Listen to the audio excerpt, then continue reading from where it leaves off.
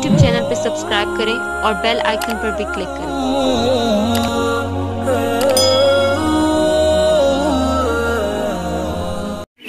वसल्ली अला रसूलिल करीम अम्मा बाद फ़अऊज़ु बिल्लाहि मिनश शैतानिर रजीम बिस्मिल्लाहिर रहमानिर रहीम।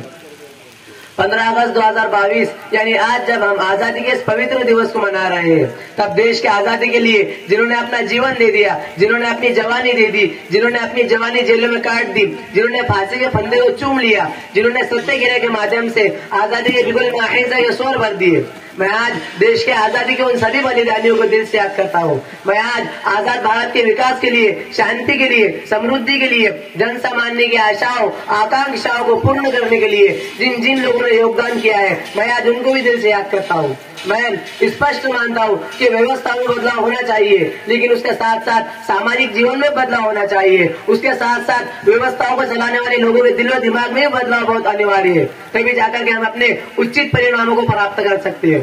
आजादी के 75 साल बाद मौलाना अबुल कलाम आजाद के सपने और हमारे नबी सल्लल्लाहु अलैहि वसल्लम की शिक्षा को लेकर के हम आगे बढ़े और एक उत्तम समाज का निर्माण करें।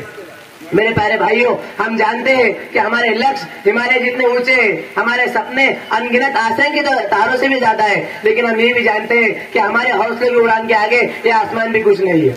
आइए हम सब मिलकर संकल्प लें कि हमारा सामर्थ्य हिंद महासागर जितना आता हो, हमारी कोशिशें गंगा की धारा जितनी विशाल हो, देशवासियों का त्याग, कठोर परिश्रम, ये सब हमारी प्रेरणा बने।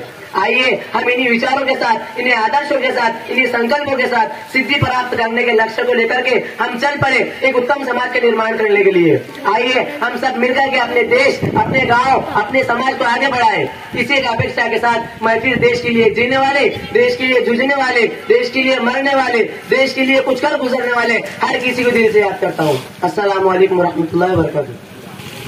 अब इसके बाद मैं दूसरी तकरीर के लिए, जो मराठी जुबान में है, ये हिंदी जुबान में तकरीर थी अल्हम्दुलिल्लाह, अब इसके बाद मराठी जुबान में तकरीर के लिए मैं